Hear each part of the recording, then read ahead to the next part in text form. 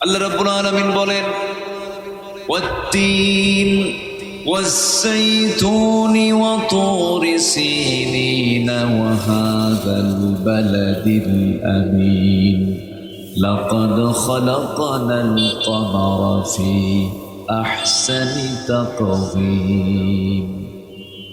ঠিক আছে? ভুল কইছি না ঠিক কইছি? ভুল হইছে? কি হবে? আল্লাহ রাব্বুল আলামিন বলেন, সবাই একসঙ্গে মিলায়ে বলেন, লাকাদ খালাকনাল ইনসানা ফি আহসানি তাকওয়িম সুম্মা রাদাদনাহু আসফালা সাফিলিন ইল্লাল্লাযীনা আমানু ওয়া আমিলুস সালিহাতি ফালাহুম আজরুন গায়রু মামনুন فما يكذبك بعد بالدين أليس الله بأحكم الحاكمين جربنا الله أكبر। মানুষকে সবচেয়ে সৌন্দর্য দিয়ে পৃথিবীতে পাঠিয়েছেন। মাথার চুল থেকে নিয়ে শুরু করে পার গোড়ালি পর্যন্ত আপনি তাকায় দেখেন, এত সুন্দর করে কাউকে সৃষ্টি করা হয় নাই। শক্তির দিক থেকে যদি অন্য কোনো প্রাণী শক্তিশালী হতে পারে, আপনাদের সুন্দরবনে রয়্যাল বেঙ্গল টাইগার প্রচুর শক্তিশালী একটা প্রাণী, হিংস্র প্রাণী, মাংসাশী প্রাণী, গায়ে তার প্রচন্ড শক্তি, দু চারটা মানুষ তার সঙ্গে পারবেন, এটা ঠিক আছে।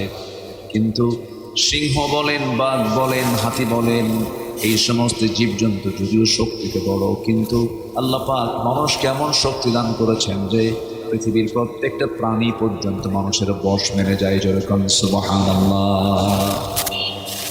হাতি মানুষ চালায় না, মানুষ হাতি চালায়। হাতি মানুষকে চালায় না, মানুষ হাতিকে চালায়। বলেন বলেন, মানুষ হাতিকে চালায়। শক্তি কার বেশি? হ্যাঁ, হাতির গায়ে শক্তি বেশি। কিন্তু মানুষের ভিতরে এমন শক্তি আছে যে শক্তির বলে বলিয়ান হয়ে স্থলভাগের মধ্যে সবচেয়ে বড় প্রাণী হাতির মাথার উপরে, হাতির পিঠের উপরে মানুষ বসে থাকে, মাহুত বসে থাকে। আপনারা দেখছেন কিনা জানি না, মাঝে মাঝে রোডে হাতি মাঝে মাঝে রোডে চাঁদাবাজি করে। শুধু মানুষ চাঁদাবাজি করে না, হাতিও চাঁদাবাজি। কি হাতি চাঁদাবাজি করে না মানুষ চাঁদাবাজি করে? হাতিকে দিয়া, তাই না? রোডে আটকে ফেলে। চিন্তা করুন, ছোট্ট মানুষ কোথায় হাতির ওজন আর কোথায় মানুষের ওজন। উপরে উঠে হাতি চালায় নিয়ে যাচ্ছে, সামনে প্রাইভেট কার আটকায় দিল। আমি একদিন এটার সম্মুখীন হয়েছি, ভাবলাম জল যদি খেলে একটু বেশি না, গাড়িটার উপরে যদি একটু শুয়ে পড়ে তাহলেই তো খামসা, কিচ্ছু করার দরকার নেই, একটু গাড় ছেড়ে দেবে। এত বড় একটা প্রাণী সামনে দাঁড়ায় গেল, ড্রাইভিং সিটের পাশে এসে ড্রাইভারকে তার সুর দিয়ে টোকাচ্ছে। বললাম তাড়াতাড়ি দিয়ে দাও টাকা। তো যে টাকা দিয়েছে এটা ওর পছন্দ হয়নি, এটা ওর পছন্দ হয়নি না মাহুদের পছন্দ হয়নি। মাহুদ যে বসে আছে ও সিগন্যাল দিচ্ছে, হবে না, এটা বাড়ায় দেয়। এও কয় হ্যাঁ ঠিক আছে ওস্তাদ, আমি বাড়ায় নিচ্ছি। সুবহানাল্লাহ বলবেন না ভাই? মানুষ। আমার বন্ধুগণ, আল্লাহ রাব্বুল আলামিন আরেক জায়গায় বলছেন, হুয়াল্লাযী খালাকা লাকুম মা ফিল আরদি জামিআ। তিনি সেই মহান প্রভু যিনি তোমার জন্য গোটা পৃথিবীর আসমান জমিনে যা কিছু আছে সব তুমি মানুষ তোমার জন্য সৃষ্টি করেছেন।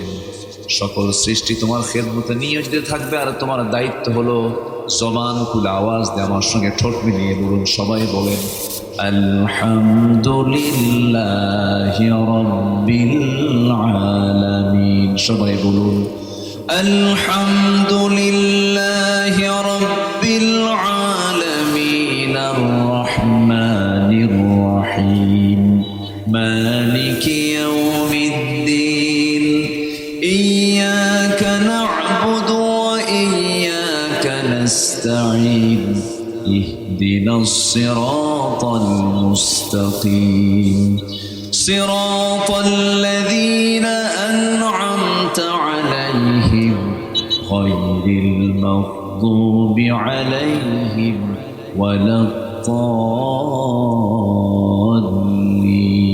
এরপরে জোরে বলেন না ভাই, এই সূরার নাম কি বলুন? সূরাতুল ফাতিহা। গোটা কোরআনে যে বক্তব্য আছে, গোটা কালামে আল্লাহ রাব্বুল আলামিন যা বলে দিয়েছেন তার ভূমিকা হলো সূরাতুল ফাতিহা। এই সূরার মধ্যে মহান রব্বুল আলামিন তার নিজের বড়ত্ব প্রকাশ করেছেন, নিজের শ্রেষ্ঠত্ব প্রকাশ করেছেন। এটাকে যদি আপনি দোয়া বলেন ভুল হবে না, আবার প্রশংসার সূরা বললেও ভুল হবে না। আল্লাহ রাব্বুল আলামিন বান্দার সাথে আল্লাহর যে কানেকশন এই সূরার মধ্য দিয়ে তা প্রমাণ করে দিয়েছেন। আমার আপনার জীবনের সব জায়গায় এক নাম্বার যে কাজটা সেটা হলো কারো প্রশংসা না করে জীবনের সকল জায়গায় প্রশংসা যার করা সেই প্রভুর নাম কি? চিল্লা বলুন, সেই প্রভুর নাম কি? জোরে বলুন, সেই প্রভুর নাম কি? আল্লাহ। সে আল্লাহর নাম নেব আমরা এক সময় না সব সময়? আল্লাহ আমাকে অক্সিজেন দিচ্ছেন কি এক সময় না সব সময়? যে আল্লাহ আমাকে অক্সিজেন দিচ্ছেন সব সময়, আমার দায়িত্ব হলো সে আল্লাহর নাম আর জিকির করাও দরকার আমাদের এক সময় না সব সময়? শুক্রবার না সববার? কি দেশ জাতি কি বলেন? শুক্রবার। রাগ করতেছেন মনে হয়? আমি তো আজকে ভাবতেছিলাম যে আজকে মঞ্চে উঠতে পারবো কিনা। শহীদ ভাই বারবার চেষ্টা মানে চিন্তায় আছে। মাঝে বৃষ্টি হয়েছে একটু, হ্যাঁ কয়েক ফোঁটা বৃষ্টি হয়েছে সাতক্ষীরাতে। এই তরিক ভাই, ওই তরিকুল ভাই কোথায়? সাতক্ষীরা তো বৃষ্টি হয়েছে শুনলাম, প্রপারে নাকি ভালো বৃষ্টি হয়েছে। তো ভালো বৃষ্টি হলো তো আজকের এখানে বসার সুযোগ ছিল না, কারণ এই মাঠে হালকা একটু বৃষ্টি হলে মাহফিল হতো না। হয়তো মাঠ হলে, সবুজ মাঠ হলে সেটা ভিন্ন কথা, কিন্তু এটা তো ধুলাই মলিন জমি, পানি হলেই কর্দমাক্ত হয়ে যেত। আল্লাহ তাআলা সহজ করে দিয়েছেন। জোরে বলি ভাই সুবহানাল্লাহ, বলি আলহামদুলিল্লাহ।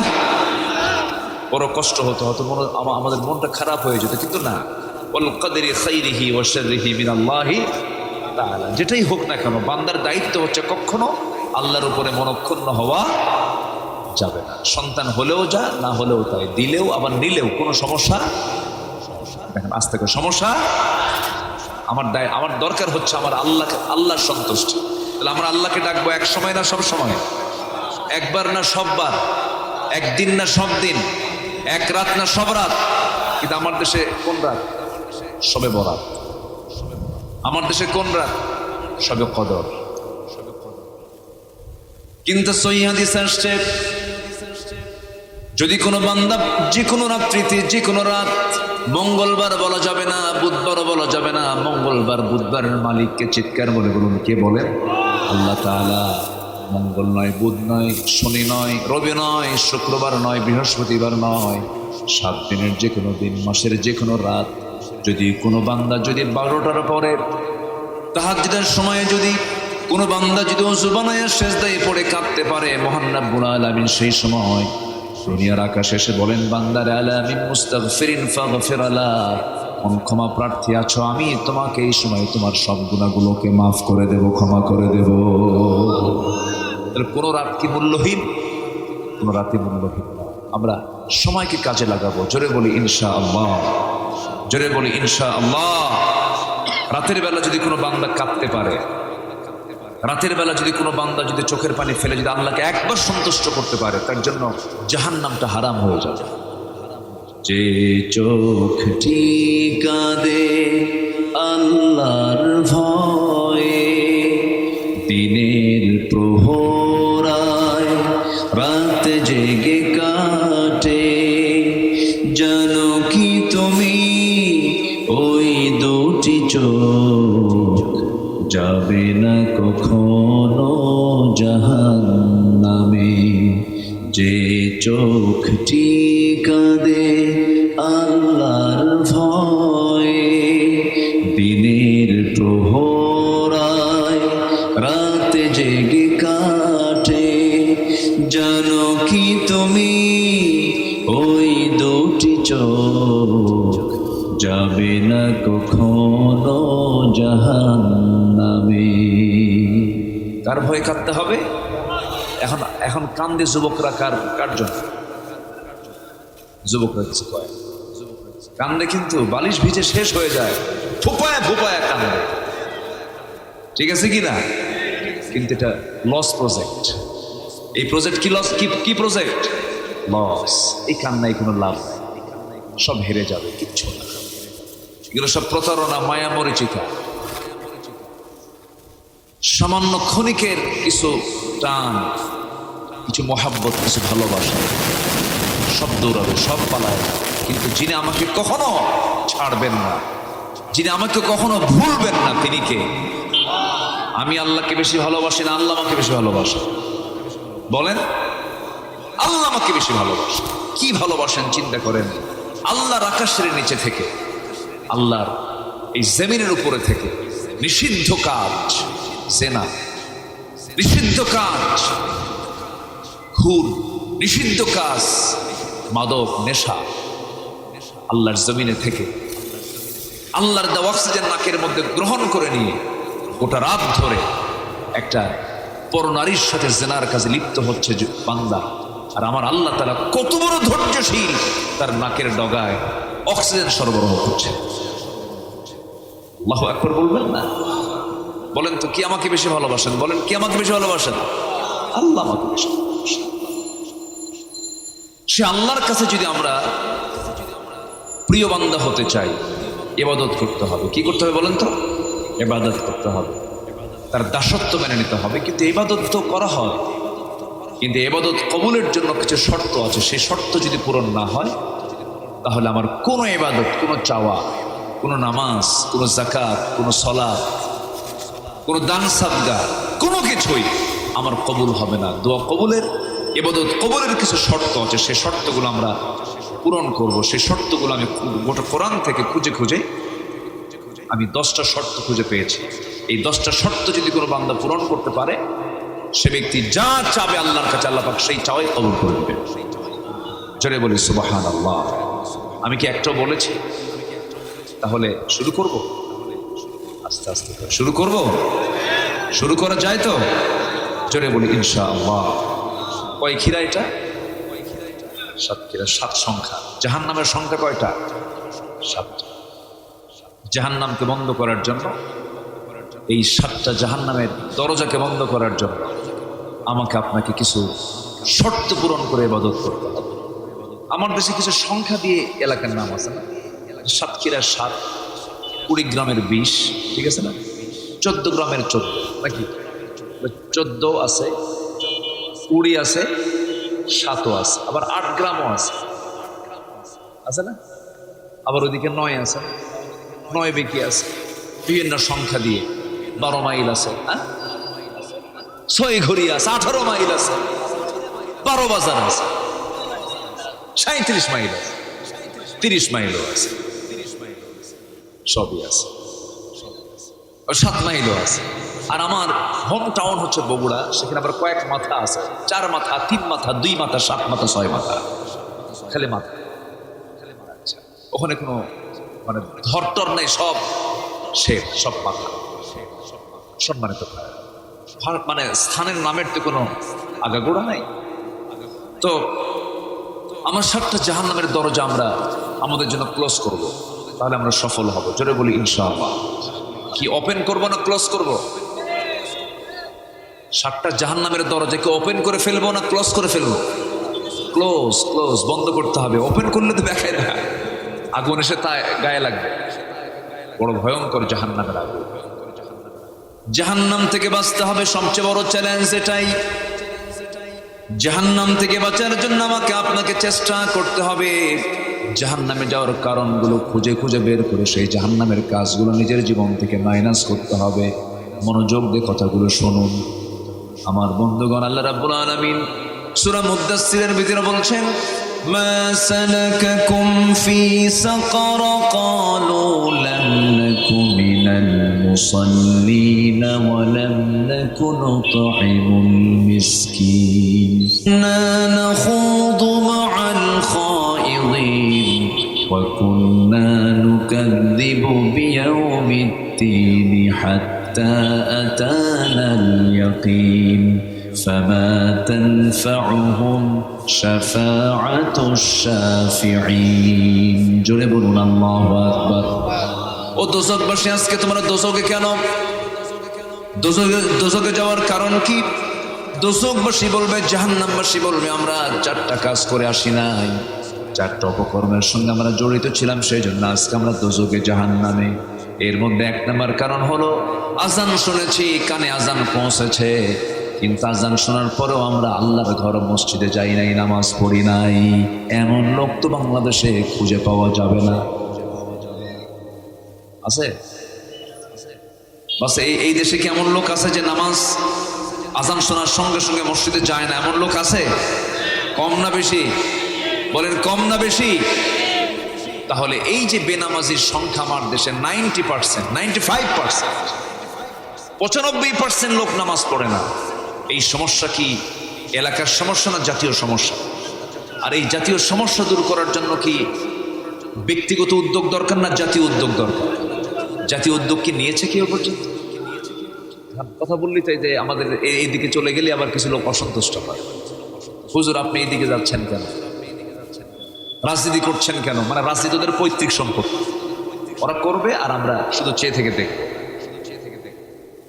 রাজনীতি এটা জীবনের একটা অংশ, এখানেও ইসলাম আছে না নাই বলেন?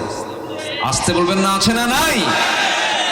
আবু জেহেল রাষ্ট্র চালাবে আর রসুল শুধু নামাজ পড়বেন, তা হতে পারে না।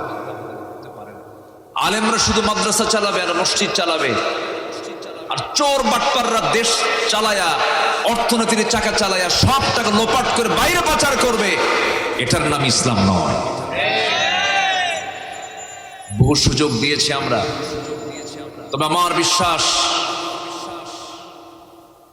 বাংলাদেশের ইতিহাসের আমরা যে মুহূর্তে এখন পার করছি, ইতিপূর্বে কখনো ইসলামপন্থী এত সংখ্যা নিয়ে পার্লামেন্টে উপস্থিত হতে পারে নাই, যা এবার পেরেছে। কেউ কি আলহামদুলিল্লাহ বলবেন না ভাই? সাতক্ষীরা 100% বলি আলহামদুলিল্লাহ, চুয়াডাঙ্গা 100%, চাঁপাইনবাবগঞ্জ টোটাল জেলাতে 100%, রংপুর টোটাল 100%, জেলায় কাভার। কেউ তো আলহামদুলিল্লাহ করি? ভালো, এগুলো ভালো দিক, ইতিবাচক। তবে হ্যাঁ, আল্লাহর ফয়সালা তো কিছু ইঞ্জিনিয়ারিং, কিছু ষড়যন্ত্র এটা পূর্বে থেকে ছিল, আছে।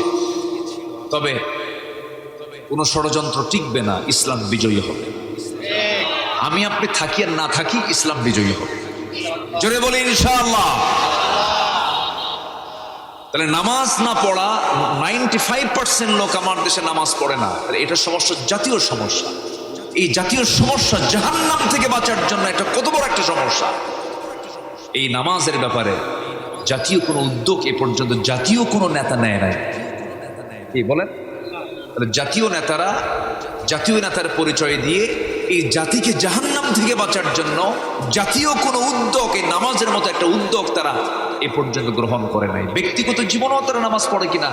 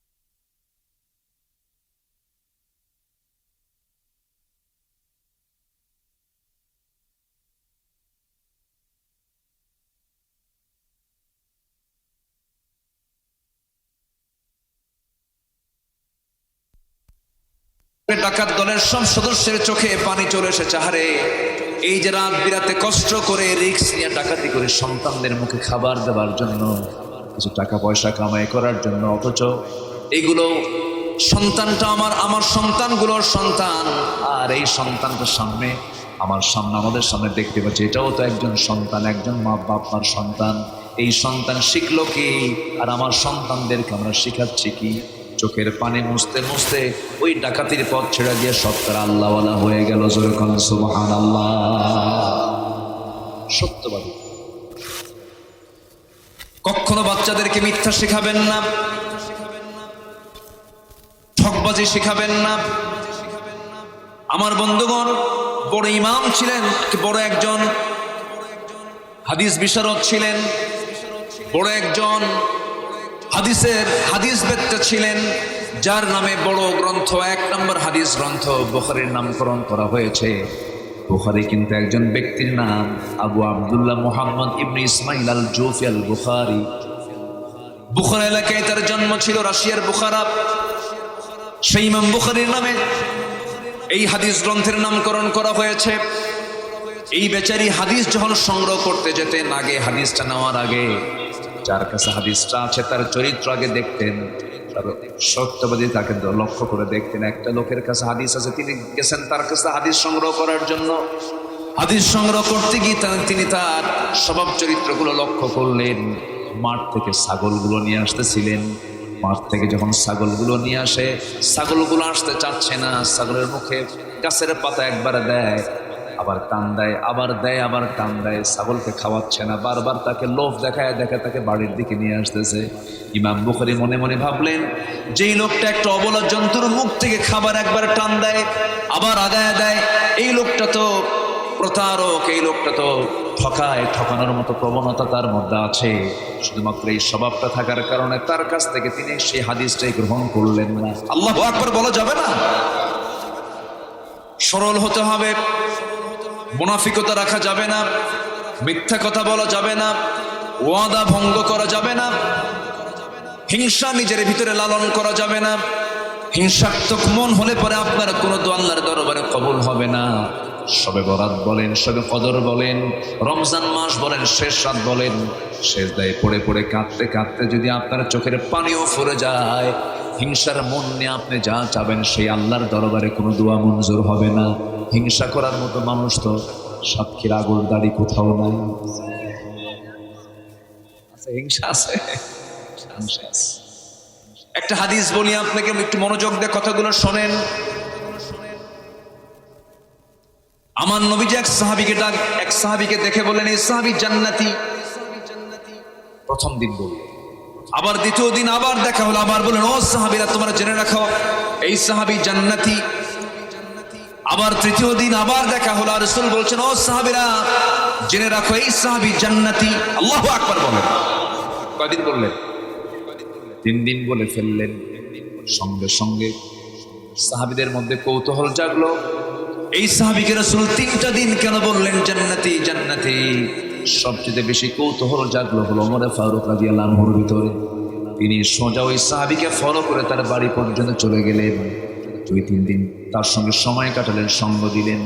সঙ্গ দেওয়ার পরে বলছে, ভাই রে, রাসূল তোমাকে বারবার জান্নাতের ঘোষণা দিলেন, তুমি কি এমন আমল করো আমাকে বলো তো? তুমি তো আমার চাইতে আমার মতোই তুমি আমল করো, তুমি কি আমল করো বলো তো একটু।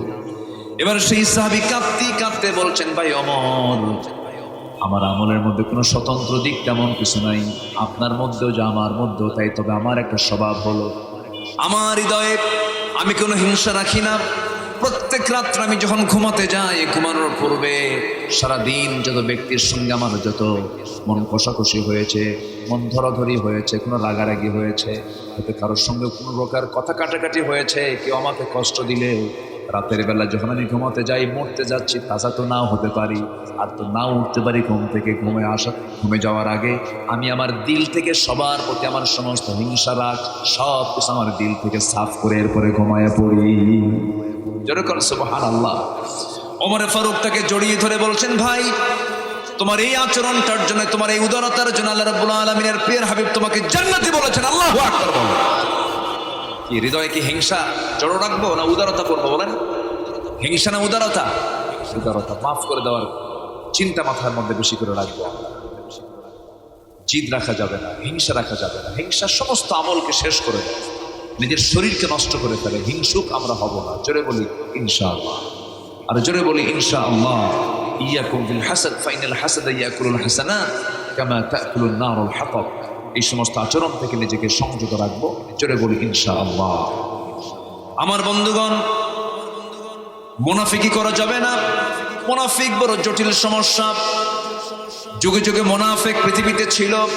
ইসলামের যত বড় ক্ষতি হয়েছে কাফেরের দ্বারা, মুশরিকের দ্বারা, বেঈমানদের দ্বারা যতটুকু ক্ষতি হয়েছে তার চেয়ে বেশি ক্ষতি হয়েছে হলো মুনাফিকের দ্বারা। মুনাফিকরা নামাজও পড়ে। আমি কি দোয়া করে দেব? উঠতেছে কেন? গরম বেশি আজকে? গরম আছে? গরম আছে আজকে? হাই রে, গরম গেছে 2-3 দিন আগে গেছে না? প্রচন্ড গরম। আমি তো আজকে আমি খুশি আল্লাহর উপর। আল্লাহ তুমি এখন এমন একটা বাতাস দিছো, আবহাওয়া দিছো, না শীত না গরম, একটা আলাদা সুন্দর একটা পরিবেশ আল্লাহ পাক তৈরি করে দিয়েছে। বলি আলহামদুলিল্লাহ। চাচা, এটা চাচা না, ওটা পান। আচ্ছা ঠিক আছে, পান খান, পান খেতে সমস্যা নেই, কিন্তু টানাটানি করা যাবে। পান আপনি খান, কিন্তু পানের সাথে আবার হাকিমপুরি রহমতুল্লাহ আলাইহি খান, এখানেই তো সমস্যা। এটা করা যাবে না। অনেকে পুড়ে পুড়ে খায়, অনেকে ডাইরেক্ট খায়, ঠিক আছে না? অনেকে কি বিড়ির মধ্যে তুলে পুড়ে পুড়ে খায়, আর অনেকে কি মারে, ডাইরেক্ট মেরে খায়। অপরাধ কোনোটাই কম না, মারাত্মক অপরাধ। ক্যান্সারের যত রোগী আছে,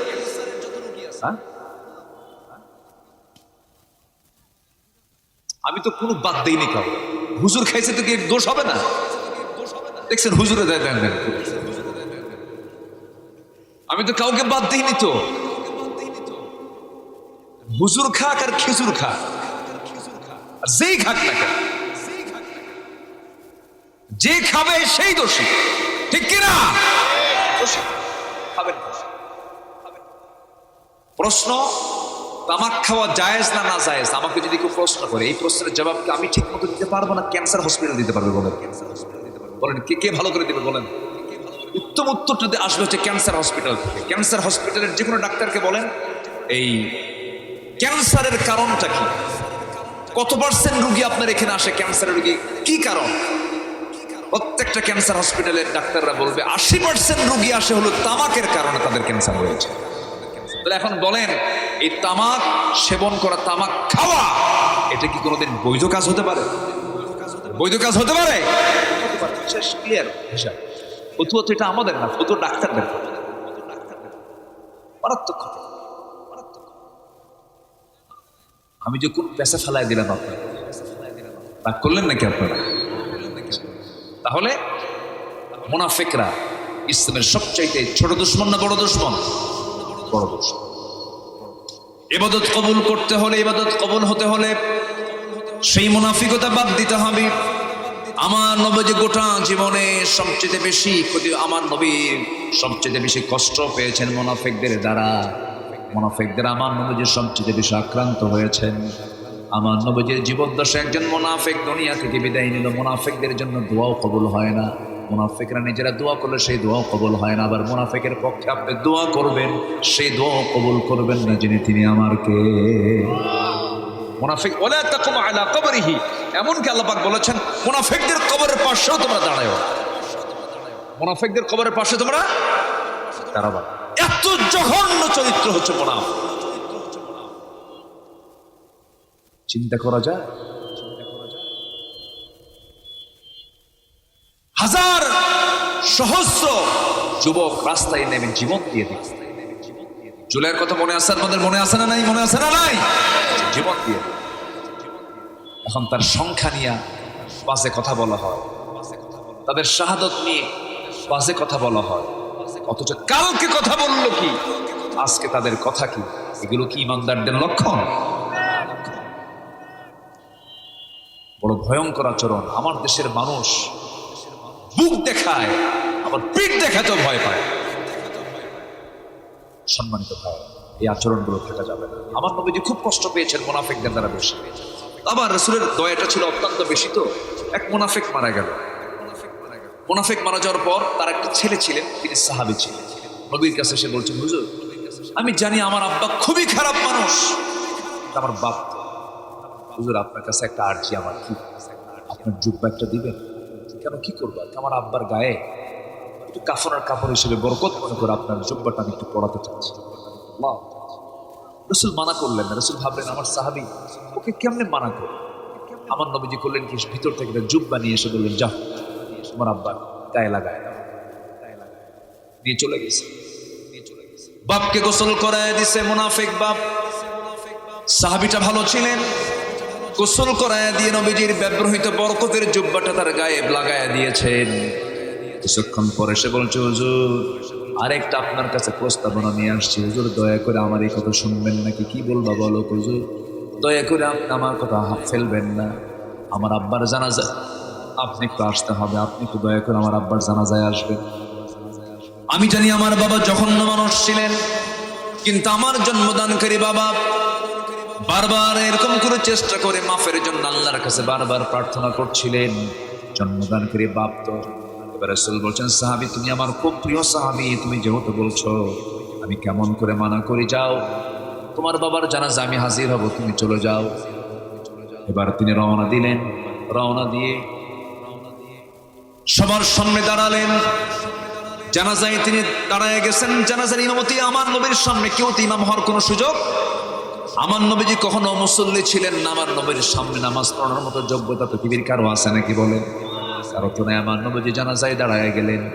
পিছন দিকে ওমরে ফারুক রাদিয়াল্লাহু আনহু পিছন দিকে আমার নবীজির জুব্বা টানতেছেন আর বলছেন, হুজুর আপনি কার জানাজা করেন? সে তো মুনাফিক। রাসূল বলছেন, সাহাবী আমার আরেক সাহাবী বারবার আমার কাছে বলে আমি কেমন করে মানা করি, আমি জানাজাটা পড়ায়া দিই। আমার নবীজি জানাজা পড়ায়া দিলেন। জানাজা শেষ হওয়ার সঙ্গে সঙ্গে আল্লাহর পক্ষ থেকে চূড়ান্ত সিদ্ধান্ত হলো। কি সিদ্ধান্ত হলো?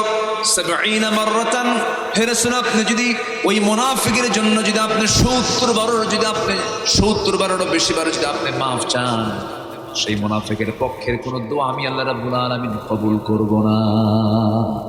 আমার নবীজি জানাজা পড়ালেন, তাও কাজে আসলো না। জুব্বা দিলেন, তাও কাজে আসলো না। আমার ভাইয়েরা, এই ইতিহাস থেকে এতটুকুই প্রতীয়মান হয়ে যায়, মুনাফিকের পক্ষে রাসূল কথা বলেও জানাজা পড়েও জুব্বা দিয়েও যদি মুনাফিক আল্লাহ পাক না মাফ করেন, বলুন তো এই মুনাফিকের চরিত্রটা শুধু খারাপ না বড় খারাপ? বলেন বড় খারাপ। এই চরিত্র নিয়ে আসা যাবে না। আমার নবীজির সময়টাকে সবচেয়ে বেশি ব্যস্ত রেখেছে হলো মুনাফিকের বাচ্চারা। বদর যুদ্ধ নিকটবর্তী করেছে মুনাফিকেরা, উহুদ যুদ্ধ নিকটবর্তী করেছে মুনাফিকেরা, খন্দকের যুদ্ধ নিকটবর্তী করেছে মুনাফিকেরা, ওই মক্কার কুরাইশদেরকে খবর দিত মুনাফিকেরা, এই সমস্ত পেঁচগুলো লাগায় দিত এই মুনাফিকের বাচ্চারা। এমনকি আমার নবীজি কোন এক অভিযান শেষ করে যুদ্ধের ময়দান থেকে শেষ করে ফিরে আসতেছিলেন। সেই যুদ্ধ থেকে যখন বাড়ির দিকে ফিরে আসছেন, মদিনার দিকে ফিরে আসতেছিলেন, আমার নবীজি কোন যুদ্ধে গেলেও বউকে সাথে নিয়ে যেতেন, স্ত্রীকে সাথে নিয়ে যেতেন। স্ত্রী ছাড়া রাসূল কম চলতেন। জীবনে হজ করেছেন কয়বার? একবার। বলেন কয়বার? আমার রাসূল জীবনে হজ করেছেন মাত্র একবার। আমার দেশে এমনও হাজি আছে হজ করেছে ৩ যুগ, একটানা ৩৬ বছর সুদ খাওয়া ছাড়ে না। আছে কি না? এই সময় কেউ যাবেন না, গেলে কিন্তু ভাববো ওটা সুদ খায়। বসে থাকেন।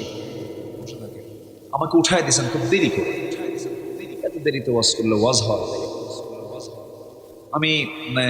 আমি কষ্ট দিয়ে ফেলতেছি আপনাদের, নাকি কষ্ট দিচ্ছে নাকি? একটু বসে। হ্যাঁ, আকাশে তারা তোমার আরো আগে ভাগে তুলে দিতে হবে। আচ্ছা যাই হোক, আমার মেম্বার কই? মেম্বার তরিকুল ইসলাম কোথায়? আচ্ছা এই লোক মেম্বারকে মানায় কোন? ছোটখাটো মানুষ, বিয়ের আগে। মাশা আলহামদুলিল্লাহ, ঠিক আছে। তারুণ্য যে দরকার, যুবকদেরই দরকার। ইসলামের প্রবলেম বেশি করেছে বুড়া মানুষ না যুবক মানুষ?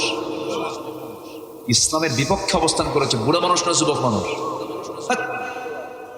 বুড়া মানুষ। আবুল হাব কি চাচা না ভাই? বলেন বলেন বলেন। আচ্ছা, চাচা আবু জেহেলকে কি ভাই না চাচা? চাচা, চাচাদের সমস্যা বেশি। আবার চাচারা মন খারাপ করে, এই জন্য ভাই মেম্বার হয়েছে ভালো, আলহামদুলিল্লাহ বলি আলহামদুলিল্লাহ। চাচাদের পরামর্শ দরকার। আবার ওইদিকে আবু তালেব চাচা ছিলেন, আমির হামজা চাচা ছিলেন, ঠিক আছে না? চাচারও দরকার আছে, কিন্তু ম্যাক্সিমাম বুড়া মানুষদের ভিতরে ইসলামের বিরোধিতা বেশি ছিল যুগ যুগে।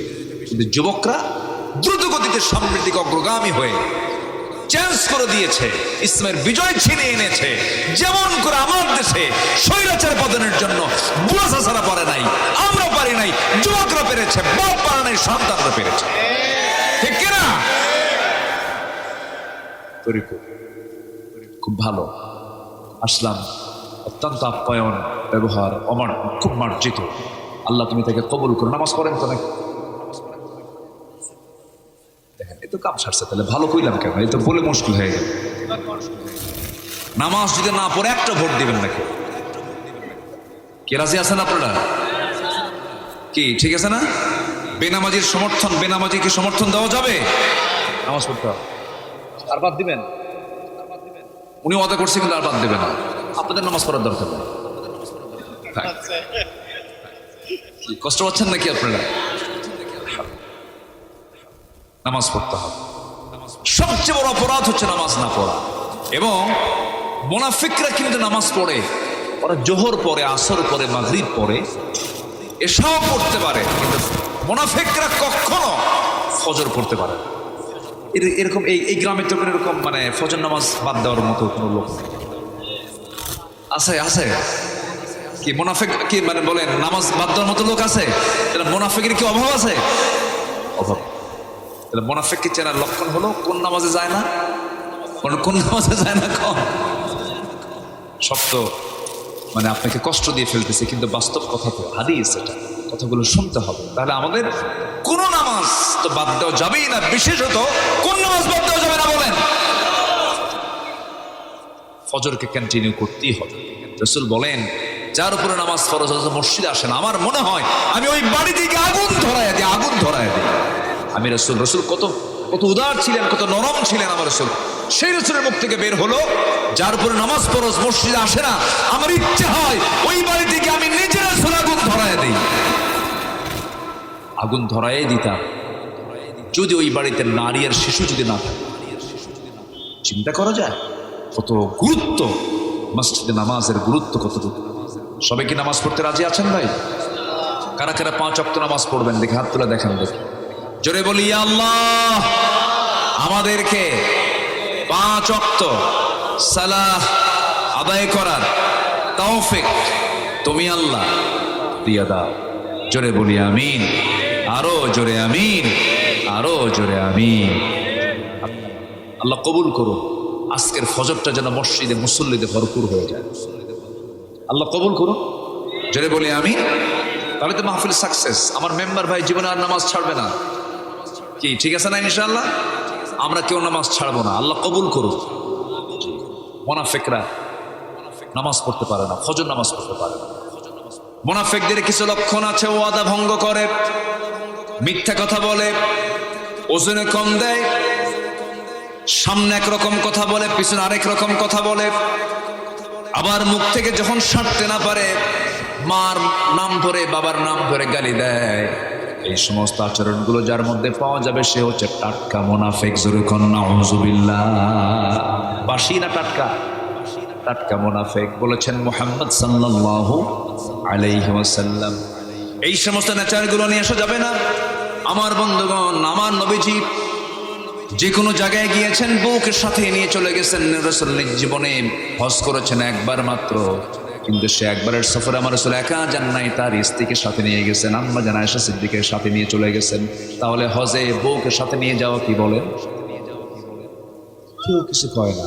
আর ফরজ করেন না, বিপদে পড়বেন। কর সুন্নত, ফরজ বলে কি আপনি দেখছেন? মানে মাদের রাসূল করেছেন সাথে নিয়ে যাওয়া সুন্নাহ। তবে হ্যাঁ, যদি কোনো মায়ের যদি হজ ফরজ হয়, যদি কোনো বোনের হজ ফরজ হয়ে যায়, তখন তার সাথে একজন মাহরাম যাবেন, স্বামী যাবেন, ছেলে যাবেন, বাবা যাবেন, অথবা তার ভাতিজা যাবেন, অথবা ভাগিনা যাবেন, নাতি যাবেন, এরকম কেউ সাথে যেতে হবে। একা কোনো মহিলার হজ কবুল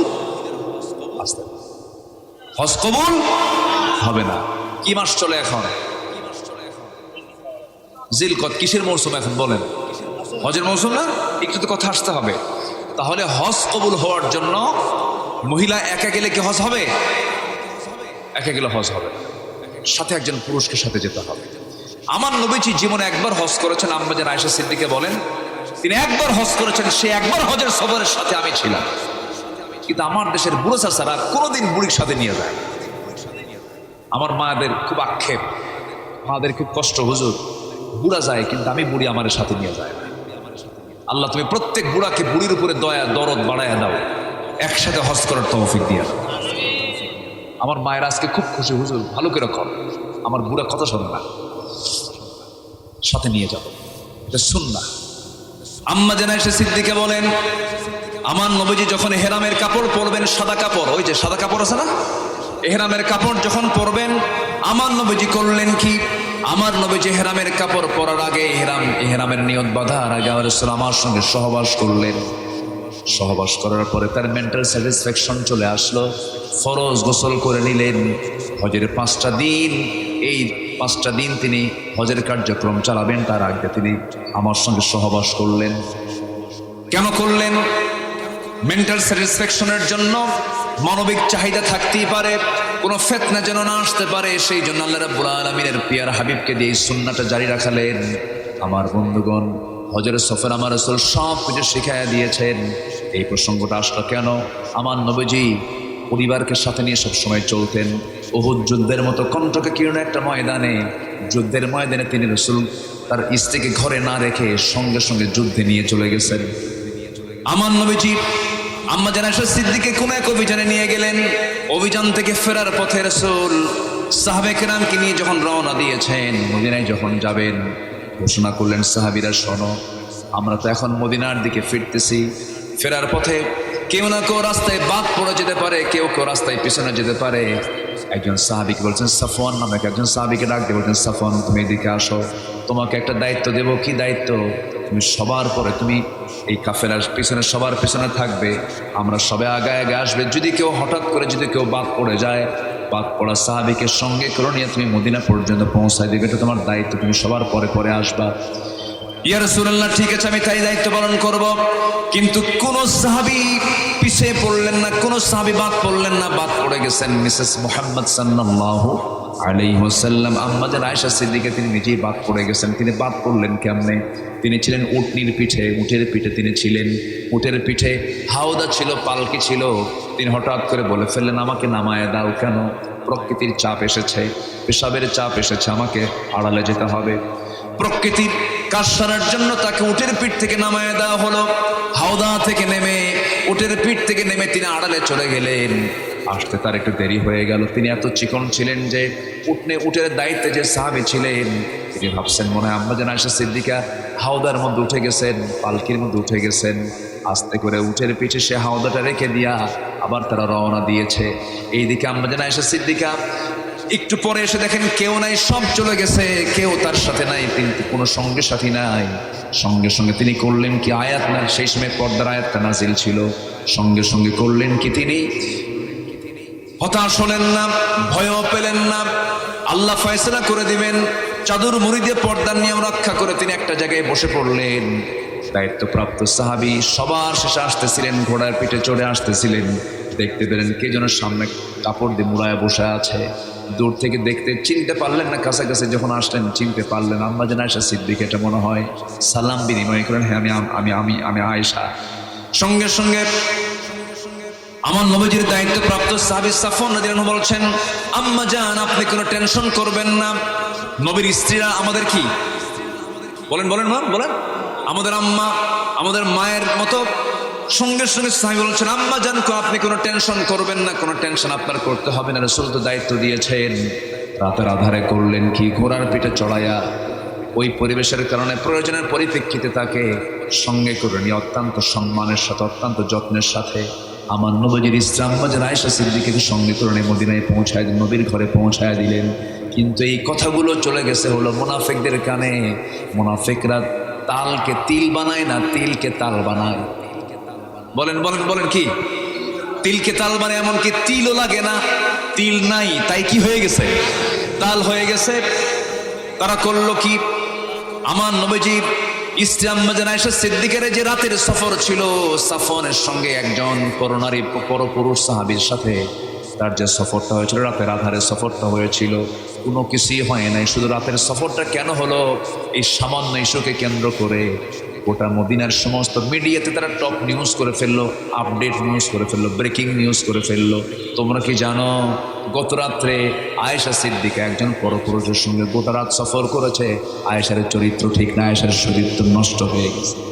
যেরকম নাউজুবিল্লাহ, এরকম কথা বলার মতো লোক তো এখন সমাজে খুবই বিরল, পাওয়া যাবে না। আছে আছে আছে অভাব। আমার বন্ধুগণ, যত গুনাহ আছে বান্দার জীবনে, এর মধ্যে সবচেয়ে বড় 7টা পাপ আছে। এই যে তানিবুস সাবউল মুবিকাত, তোমরা 7টা ধ্বংসকারী গুনাহ থেকে নিজেকে বাঁচিয়ে রাখো। এর মধ্যে একটা হলো সতী সাধ্বী নারীর উপরে যখন কেউ মিথ্যা অপবাদ চাপায় দেবে, এটা বড় ভয়ঙ্কর গুনাহ। এই গুনাহ আল্লাহ পাক মাফ করবেন না, তওবা ছাড়া মাফ হবে না। আমার বন্ধুগণ, এমন যত অভিযোগ যখন আম্মা জান আয়েশা সিদ্দিকার বিরুদ্ধে যখন করা হলো, নবীর কানে যখন সংবাদ চলে এলো, আমার নবীজি কথাটা শোনার সঙ্গে সঙ্গে যেন আকাশ যেন তার মাথায় ভেঙে পড়েছে। স্ত্রীর বিরুদ্ধে কোনো কথা শুনলে কি কোনো স্বামীর কি মাথা মেজাজ ঠিক থাকে নাকি? মন মেজাজ ঠিক থাকে না? যেই দিন বাড়িতে বউয়ের সঙ্গে গন্ডগোল হয়, সেদিন অফিসে গিয়ে কর্মচারীর সঙ্গেও গন্ডগোল হয়। এই আস্তে কেন? হেডমাস্টারের বউয়ের সঙ্গে মিসেসের গন্ডগোল, হেডমাস্টার স্কুলে সে সব শিক্ষককে ধমকায় সেই দিন পাড়ি দিয়ে দেয়। বউয়ের সঙ্গে গন্ডগোল হলে পৃথিবীর সব জায়গায় গন্ডগোল হয়। এই জন্য শয়তান সবচেয়ে বেশি খুশি হয় সেই দিন, যেদিন সে মিশনে বের হয়ে যখন স্বামী স্ত্রীর মধ্যে গন্ডগোল লাগাতে পারে। সেই দিন শয়তানটা এতটাই খুশি হয়ে যায় যে শয়তান বলে, আমার জীবনে যত কাজ করেছে এর মধ্যে আমার সবচেয়ে বড় সাকসেস কাজ হলো স্বামী স্ত্রীর মধ্যে দ্বন্দ্ব লাগা দিতে পেরেছি। শয়তানের 100% একটা ভালো ওর দিকের একটা কাজ হলো স্বামী স্ত্রীর মধ্যে গন্ডগোল লাগায় দেওয়া। আমার বন্ধুগণ, আমার নবীর কানে যখন এমন সংবাদ চলে এলো, আমার নবীজি কিচ্ছু না বলে, কোনো রাগারাগি না করে, আম্মা জান আয়েশা সিদ্দিকার কাছে আস্তে করে বসে, মনটা তার খারাপ, চেহারা তার ফ্যাকাশে হয়ে গেছে, আস্তে করে ডাক দিয়ে বলছে, আয়েশা শোনো, কি যেন শুনতে পেলাম, কি যেন আমার কানে আসলো, কি যেন হলো, এটা কতটুকু সত্য আমি জানি না, কতটুকু মিথ্যা আমি জানি না, তবে আমি তোমাকে বিশ্বাস করি। তবে এই নিউজ যেহেতু চতুর্দিকে মদিনার চতুর্দিকে ছড়ে গেছে, আয়েশা আমি মনে করি তোমার এই মুহূর্তে আমার ঘরে না থেকে তোমার বাবার বাড়িতে যাও উচিত। তুমি তোমার বাবার বাড়িতে চলে যাও। যদি কোনো স্ত্রী যদি তার স্বামীর মুখ থেকে এমন জাতীয় কথা শুনে, বলেন তো তার কি পৃথিবী ঠিক থাকার কথা? সব উল্টাপাল্টা হয়ে গেল। আম্মা জান আয়েশা সিদ্দিকা, তার কাছে দুনিয়াটা এতটাই সংকীর্ণ হয়ে গেল। একে তো বিশ্ব নবী, আর একদিকে স্বামী তাকে যখন বলে ফেলেছেন তুমি তোমার মার বাড়িতে চলে যাও, আম্মা জান আয়েশা সিদ্দিকের চুল পরিমাণ কোনো বেয়াদবি করলেন না। শুধু যাওয়ার সময় আস্তে করে বলছেন, ইয়া রাসূলুল্লাহ, আমি আপনাকে শুধু একটা কথা বলে যাচ্ছি, আমি যাচ্ছি আমার মায়ের বাড়ি, আমি চলে যাচ্ছি, তবে একটা কথা বলে চাই, আমার আপনার বিয়ের যে সূত্রটা হয়েছে, আমার আপনার বিয়ের যে মাধ্যমটা, আমার আপনার বিয়ের ব্যাপারে যে মাধ্যমটা, যে ঘটকের দায়িত্ব পালন করেছে পৃথিবীর কেউ না। আমার আপনার বিয়ের ফায়সালা দুনিয়াতে হয় নাই, আমার আপনার বিয়ের ফায়সালা হয়েছে আসমান থেকে। বেহেশতি রুমালে আমার চেহারা আপনাকে দেখানোর পর, আল্লাহ রাব্বুল আলামিন সিদ্ধান্ত দেওয়ার পর আপনি আমাকে বিয়ে করেছেন। যে আল্লাহ রাব্বুল আলামিন আমার বিয়ের সিদ্ধান্ত নিয়েছেন, সে আল্লাহর কাছে আমি আশ্রয় চাই, সে আল্লাহ আমাকে যেন বিপদ থেকে উদ্ধার করেন। এই কথা বলেই তিনি রওনা করলেন, বাবার বাড়ির দিকে চলে গেলেন। বাবার বাড়িতে ঢুকলেন, বাবাও কথা বলেন না, মা কথা বলেন না, কারণ রাসূলুল্লাহ সাল্লাল্লাহু আলাইহি ওয়াসাল্লাম তিনি কথা বলছেন না, তার মনটা খারাপ। নবীর মন খারাপ হলে কোনো সাহাবীর মন ভালো থাকে নাকি? কোনো সাহাবীর মন তো ভালো নাই। আম্মা জান আয়েশা সিদ্দিকা বাবার সামনেও কথা বলতে পারেন না, মার সামনেও কথা বলতে পারেন না, কেউ তার সঙ্গে কথা বলে না ভালো করে। সেজদায় পড়ে কাঁদতে কাঁদতে কাঁদতে কাঁদতে চোখের পানি ফেলতে ফেলতে বেকারার হয়ে যাচ্ছেন। এমনিতে চিকন মানুষ, আরো চিকন হয়ে গেছেন, কাঠখড়ি হয়ে গেছেন। আমার নবীজি রাতের বেলা ঘুমাতে যান, ঘুমাতে পারেন না।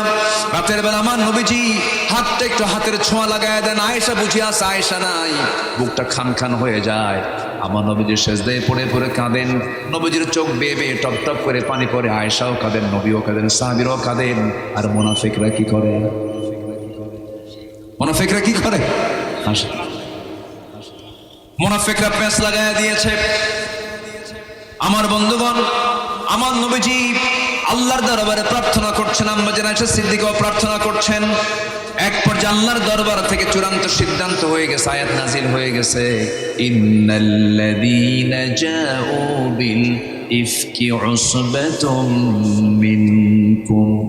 হে রাসূল, আয়েশার ব্যাপারে যে সমস্ত কথাগুলো আপনার কানকে ভারী করে দিয়েছে, আপনি এই ব্যাপারে কোনো চিন্তান্বিত হবেন না। আল্লাহর পক্ষ থেকে চূড়ান্ত সিদ্ধান্ত হয়ে গেছে, আয়েশা কোনো দোষী নয়, আয়েশা পূত পবিত্র একটা নারী, তার প্রতি মিথ্যা চাপায় দেওয়া হয়েছে। জোরকান সুবহানাল্লাহ। আমার নবীজির কাছে আয়াত নাজিল হলো, আয়াত নাজিল হওয়ার পরে রাসূল জানতে পারলেন তার কোনো দোষ নাই। এখন বলেন তো, আমার নবীজিকে গায়েব জানতেন? আমার নবী কি গায়েব জানতেন? যদি গায়েব জানতেন তাহলে কি হতো? প্রথম দিনই বলতেন, আয়েশা এগুলো ফালতু কথা, তুমি থাকো তো, বিশ্বাসী করুন আমি জানি এগুলো ফালতু কথা। রাসূল গায়েব জানতেন না।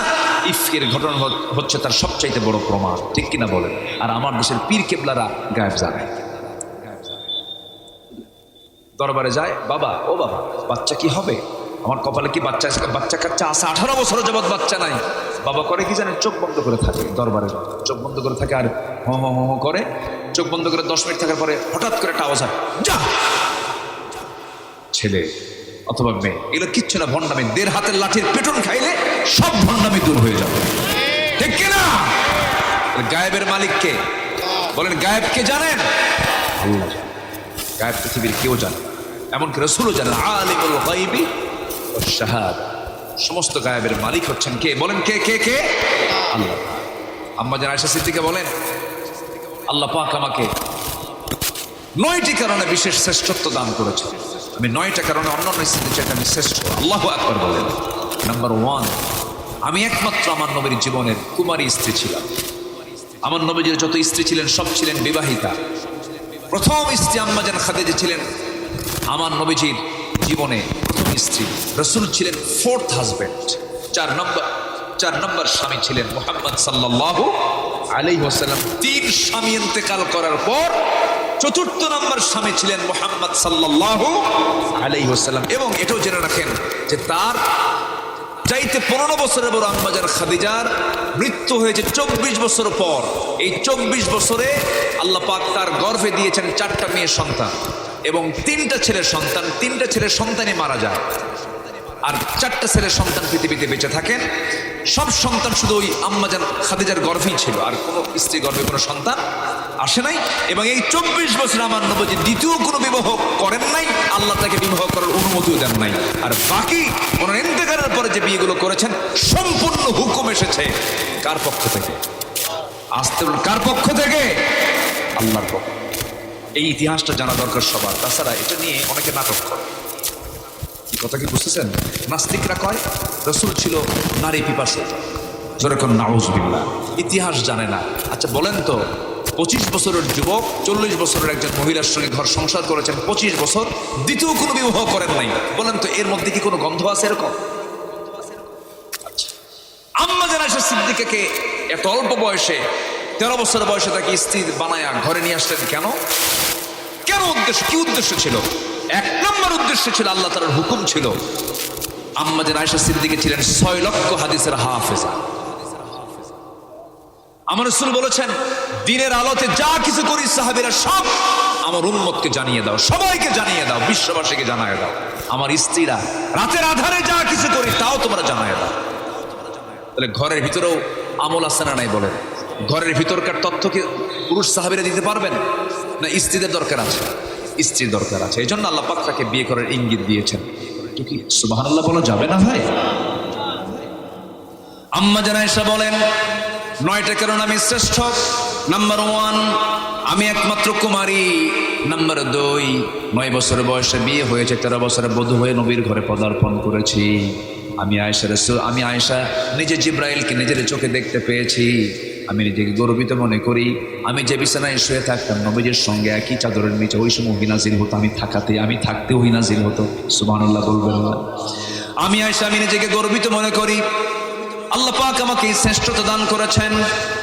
আমার নবীজির জীবনের শেষ বিদায় এটা কারো ঘরে হয় নাই। রাসূল আমার ঘরটাকে পছন্দ করেছেন, আমার ঘরে রাসূল দুনিয়ার শেষ নিঃশ্বাস ত্যাগ করেছেন। আমি নিজেকে গর্বিত মনে করি। আম্মা জান আয়েশা বলেন, আমি আর রাসূলকে যে খাবার খাওয়ায় দিয়েছি, নবী তার জীবনের শেষ খাবারটা খেয়েছেন, আমি আয়েশা আমার মুখের লালা খেয়ে দুনিয়া থেকে বিদায় নিয়েছেন। আমি নিজেকে গর্বিত মনে করি। রাসূল আমার উরুতে মাথা রেখে আরাম ফরমাইয়াছেন। আমি রাসূলকে শেষ বিদায়টা জানায় দিয়েছি। আমার নবীজি দুনিয়া থেকে বিদায় হওয়ার আগে আমার সঙ্গে সর্বশেষ কথা বলেছেন। আমার নবীজি কতটুকু পারিবারিক মানুষ ছিলেন, পরিবারকে কত গুরুত্ব দিতেন। রাসূল দুনিয়া থেকে বিদায় হওয়ার সময় তিনি স্ত্রীর উরুতে মাথা রেখে শেষ কথা স্ত্রীর সঙ্গে বলেই তিনি দুনিয়া থেকে বিদায় নিয়েছেন। যেরকম সুবহানাল্লাহ। পারিবারিক লোক ছিলেন রাসূল, পরিবারকে সময় দিয়েছেন। আমার রাসূল বলেছেন, যে ব্যক্তি তার স্ত্রীর কাছে ভালো সেই বান্দা আল্লাহর কাছে ভালো। আবার যে স্ত্রী তার স্বামীর কাছে ভালো, আল্লাহ বলেন সেই বান্দি আমার কাছে ভালো। পারিবারিক জীবনটাকে কত মজবুত আল্লাহ তাআলা দেখতে চান। আম্মা জান আয়েশা সিদ্দিকা বলেন, আমি নিজেকে গর্বিত মনে করি। রাসূল যখন আমাকে বললেন, আয়েশা মুখটা কেমন যেন গন্ধ মনে হচ্ছে, একটা মেসওয়াক এনে দাও, তো মেসওয়াক এনে দিলাম। মেসওয়াক এনে দিয়ে দেখি মেসওয়াকটা দেখে আগাটা শক্ত, আমি নিজে চাবায়া দিলাম। নবীর হাতে যখন দিলাম, নবীজি আমার মুস্কি মুস্কি হাসি মারলেন। মুমূর্ষ অবস্থা মুস্কি হাসি মেরে রাসূল আমাকে বলছেন, আয়েশা আমি তোমার মুখের লালাগুলো চুষে চুষে খেলাম, আমি তোমার হক আদায় করলাম। আম্মা জান আয়েশা বলেন, রাসূল নিজের জীবনের শেষ খাবার খেয়েছেন, আমি আয়েশা আমার মুখের লালা খেয়ে দুনিয়া থেকে বিদায় নিয়েছেন। এবং রাসূলকে যখন বিদায় দেব আমি, রাসূল আমার উরুতে মাথা রেখে আরাম ফরমাচ্ছিলেন। নবীজি নামাজ পড়ার জন্য পেরেশান হয়ে যাচ্ছেন, রাসূল দাঁড়ানোর চেষ্টা করছেন। এমন সময় রাসূল বলছেন, আয়েশা আমার মাথার চুলটা একটু পানি দিয়ে ভিজে দাও তো। প্রচন্ড মাথা ব্যথা। রাসূল জীবনের শেষ সময় তার দুইটা রোগ ছিল, একটা হলো মাইগ্রেন মাথা ব্যথা, আরেকটা হলো জ্বর এবং মাথা ব্যথা হওয়াটা হলো খাঁটি সুন্নাহ। যেরকম সুবহানাল্লাহ। জ্বর এবং মাথা ব্যথাটা কি রোগ বলেন? এটা সুন্নাহ রোগ। রাসূলের সুন্নাহ রোগ ছিল এটা। রাসূলের মাথা ব্যথা ছিল এবং জ্বর হয়েছিল। নবীজি এই দুইটা রোগে আক্রান্ত হলেন এবং বিষক্রিয়া দেখা দিয়েছিল রাসূলকে মেরে ফেলার জন্য। ওই ইহুদির বাচ্চারা, যে ইহুদির বাচ্চারা এখন দুনিয়াতে জ্বালাচ্ছে, এই ইহুদিদের এই বদমাইশগুলো আমার নবীজির জীবনকে শেষ করে দেওয়ার জন্য খাবারের মধ্যে বিষ ঢুকাইয়া দিয়েছিল। দুনিয়া থেকে বিদায় হওয়ার পূর্বে ওই সময় তিনজন ব্যক্তি খেয়েছিলেন। রাসূল একজন আর দুজন সাহাবী খাওয়া মাত্র দুনিয়া থেকে তারা বিদায় নিয়েছিলেন, তারা মারা গেছেন বিষক্রিয়ায়। রাসূল বেঁচে ছিলেন, কিন্তু এই বিষক্রিয়াটা নবীর ইন্তেকালের পূর্বে যখন বিষক্রিয়া দেখা দিল, নবীজি ওই কষ্ট পাচ্ছিলেন, মাথা ব্যথা হচ্ছিল, জ্বর এসেছিল। আম্মা জান আয়েশা সিদ্দিকা বলেন, রাসূল যখন মারা যাবেন আমাকে আস্তে আস্তে করে ডাক দিচ্ছেন, আয়েশা জীবন প্রদীপ নিভে যাবে, তুমি এই দিকে আয়, কান্দিস না।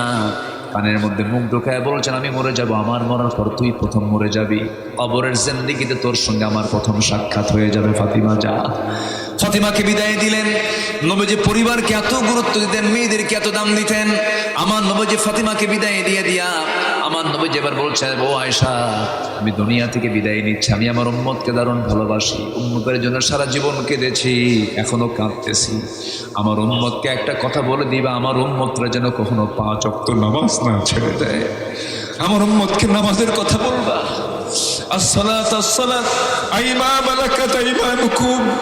নামাজ আর আমার উম্মত যেন কখনো এক ওয়াক্ত নামাজ যেন না ছেড়ে দেয়, নামাজটা যেন পড়ে। আম্মা জান আয়েশা সিদ্দিকা বলেন, নবীজির শেষ হাদিসটা তিনি আমার সামনে বর্ণনা করে দুনিয়া থেকে বিদায় নিয়ে নেন। আমার বন্ধুগণ, এই আম্মা জান আয়েশা সিদ্দিকার সঙ্গে কত বড় মুনাফিক আচরণ করলো মুনাফিকরা। আমার নবীজির কাছে যখন আয়াত নাযিল হলো, নবীজি আনন্দ প্রকাশ করলেন, খুব আনন্দিত হলেন। আমার নবীজি ঘর থেকে দ্রুত বের হয়ে গেলেন, বের হয়ে বলছেন, সাহাবীরা আয়াত নাযিল হয়ে গেছে। সাহাবীরা হাসতেছে, আমার নবী হাসতেছেন, দৌড় মেরে চলে গেছেন শ্বশুর বাড়িতে। স্ত্রীকে গিয়ে ডাকছেন, আয়েশা তুমি কোথায়? তিনি ভিতরের ঘরের মধ্যে বসে আছেন, দরজা খুলতেছেন না। এমন সময় শাশুড়িকে ডাক দিয়ে বলছেন, আম্মা জান আয়েশা সিদ্দিকা কোথায়? কই যে ঘরের ভিতরে বারবার ডাকেন, দরজা খোলে না, দরজায় সাড়া দেয় না। রাসূল বলছেন, ও আয়েশা তুমি কোথায়? হুমায়রা ও লাল টুকটুকো তুমি কোথায়? আনন্দ চিত্ততা নিয়ে বারবার ডাকতে দেন, সামনে দাঁড়ায় গেছেন। এবার বলছেন, আয়েশা আল্লাহ তোমার পক্ষে আয়াত নাযিল করেছেন, আল্লাহ তোমাকে সুন্দর সার্টিফিকেট দিয়েছেন, সে আয়াতটা নিয়ে তোমার সামনে হাজির হয়েছি। আম্মা জান আয়েশা সিদ্দিকা মাথা নিচু করে বলছেন, আমি ইব্রাহিমের আল্লাহর প্রশংসা করি।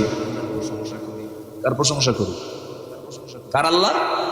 ইব্রাহিমের আল্লাহর প্রশংসা করি। রাসূল বলছেন, আয়েশা তোমার রাগ কমে নাই কেন? তুমি ইব্রাহিমের আল্লাহ করেছো, তুই ইব্রাহিম পর্যন্ত চলে গেছো, তোমার মনটা এখনো খারাপ আছে। চিন্তা করুন, আগে আম্মা জান আয়েশা সিদ্দিকা কত বড় মেধাবী ছিলেন, রাগ করেছেন বটে, কিন্তু মেজাজটাও ছিল ইলমের ভিতরে। যেরকম সুবহানাল্লাহ, মেজাজটা কিসের ভিতরে?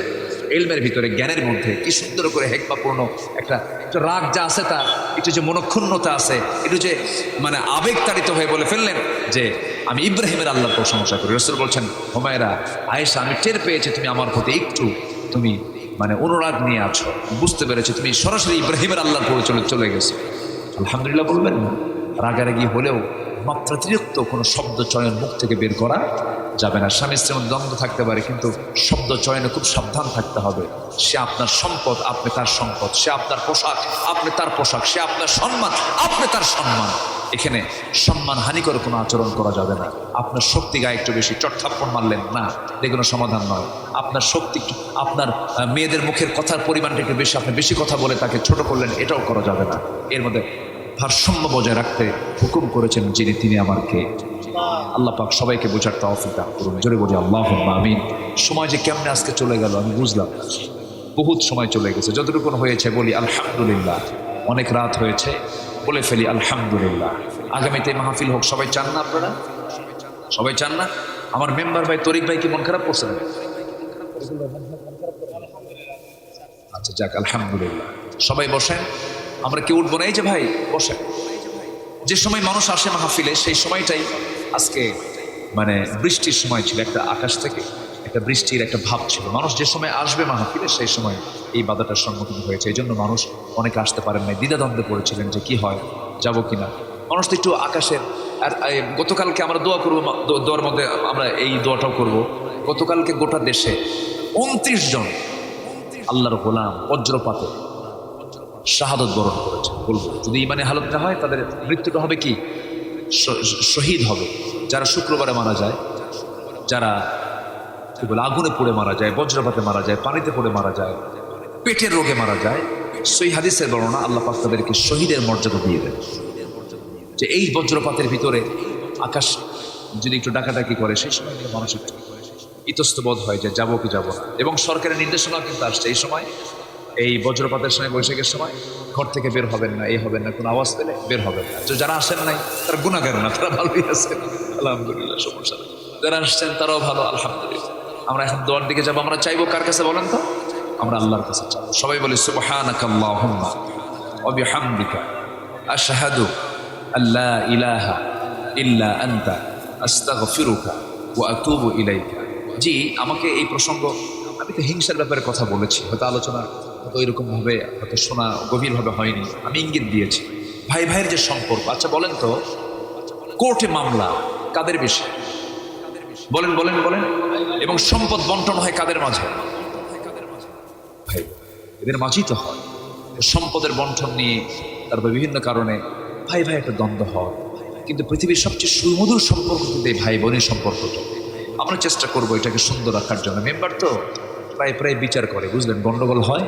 এই গন্ডগোলের বিচার টিচার যেন না করা লাগে, এজন্য এই প্রশ্নগুলো রেডি করছে। এই জন্যই উনি এই প্রশ্নগুলো রেডি করেছেন। ভাই ভাইয়ের সম্পর্ক, ইন্নামাল মুমিনুনা ইখওয়া ফাসলিহু বাইনা আখাওয়াইকুম। হাবিল এবং কাবিল, পৃথিবীর প্রথম দ্বন্দ্ব মার্ডার হয়েছে কার কার মধ্যে বলেন তো? বলেন বলেন বলেন। ওরা কি, কার সন্তান? ডিরেক্ট সন্তান আদমের। আদম আলাইহিস ডিরেক্ট সন্তান, মানে প্রথম দিকেরই সন্তান হাবিল এবং কাবিল। ভাই ভাই মারামারি কি নিয়ে? আকলিমাকে বিয়ে করবে। তাকে বিয়ে করবে, আকলিমাকে বিয়ে করবে। তাহলে প্রথম মার্ডার পুরুষ না নারীকে নিয়ে? বলেন। হ্যাঁ, দেখেন আল্লাহ পাক কিভাবে সব ঘটনা ঘটায় দিয়েছে। এখন যত মার্ডার হবে, সব মার্ডারের গুনার অংশ কাবিলের আমল নামায় যাবে। আর মজলুম যারা জুলুমের শিকার হয়ে দুনিয়া থেকে বিদায় নিয়েছে, ওদের সওয়াবের অংশ হাবিলের আমল নামায় চলে। আল্লাহ। তো আমরা চেষ্টা করবো আমাদের এই গ্রামটাকে, আপনাদের এই গ্রামটাকে ভাই ভাইয়ের সম্পর্ক অটুট রাখবেন, যেন মেম্বারশিপের জন্য কোনো কষ্ট না হয়। ঠিক আছে? নাম্বার 2, প্রতিবেশী সম্পর্ক। প্রতিবেশী তো গুরুত্বপূর্ণ জিনিস। রাসূল সাল্লাল্লাহু আলাইহি ওয়াসাল্লাম বলেছেন যে কোনো আমার উম্মতের যদি কষ্ট না হতো, প্রতিবেশীকে সম্পদের ওয়ারিস বানায় দিতাম। প্রতিবেশীকে সম্পদের কি বানায় দিতাম? ওয়ারিস বানায় দিতাম। কিন্তু প্রতিবেশীর ঘরটা একটু ভিতরে, রাস্তা নাই, সামনের বাড়ির ওই জায়গাওয়ালার বাড়ির জায়গাওয়ালার জায়গা দিয়ে যেতে হয়। হঠাৎ করে গন্ডগোল, একদিন বাকবিতণ্ড হয়েছে, একদম খোটা একদম রাস্তার মাঝখানে গেড়ে দিয়েছে। এরকম লোক তো মনে হয় আগরদাঁড়ি এলাকায় নাই, আছে? আপনি যে খোটাটা মানলেন, খোটার জমিনটা কার? মাহফিল আল্লাহর, বাড়িতে আপনার। মাহফিল আল্লাহ, বাড়িতে কি সবার বাড়িতে কিন্তু আমার হয়ে যায় না, ওই খোটা মারার অধিকার আপনার নাই। রাস্তা আপনি বন্ধ করতে পারেন না, রাস্তা আপনি বন্ধ করার এখতিয়ারটা নাই, কিন্তু জমিনটা তো আল্লাহ। আপনার রাস্তা জমিন বন্ধ, আপনি কি জানেন আপনি রাস্তা দিয়ে দিবেন, আল্লাহ পাক আপনাকে জান্নাতের রাস্তা দিয়ে দিবেন। বিশাল সওয়াবের কাজ। এই বিষয়গুলো একটু খেয়াল করার চেষ্টা করবেন। আল্লাহ পাক প্রত্যেক প্রতিবেশীর হক প্রত্যেকে আদায় করার তৌফিক দান করুন। প্রতিবেশীর ডিস্টেন্স কতটুকু হাদিস আসছে? নিজের ঘর থেকে চতুর্দিকে 40টা ঘর। চতুর্দিকে কয়টা ঘর বলেন? চতুর্দিকে কয়টা ঘর? 40টা ঘর। এটা হচ্ছে প্রতিবেশীর মানে এরিয়া।